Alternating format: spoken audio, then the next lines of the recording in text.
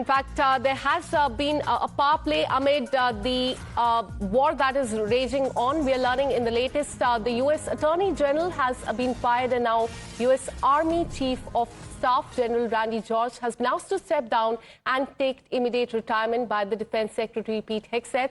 He has directed U.S. Army Chief Randy George to step down, retire immediately, and that is a direction that is coming from Pete Hegseth, who is the Defense Secretary, equivalent to Defense Minister there in the United States. He has asked the Army Chief of Staff Randy George to step down and retire immediately. The reason for the move remains unclear as of now, but it comes amid a broader reshuffle that is going as far as the top military leadership is concerned. In the latest, we're learning that the Attorney General of U.S. has also been fired. And to enjoy now, U.S. Army Chief of Staff General Randy George, he has also been asked to step down. Very crucial, given that 35 days into the war, the U.S. Army Chief has been asked to step down and retire.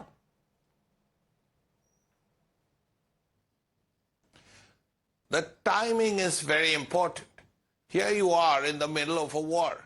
In the middle of a war, 35 days into a war, and a serious war against a country of 90 million people, something that America has put its full effort into, also involving Israel. Now, in the middle of the war, 35 days into the war, the Army Chief is being asked to step down. Now the question is, what would be the reason? Now, it is a little unusual that in the middle of a war of such intensity, that the Army Chief is told to step down. Now, there must be a reason. Now, Defense Secretary Hegseth probably has a reason. It would be good to know what the reason is. What is it that Hegseth wanted? What is it that President Trump would have said? What is it that the Army Chief would have replied?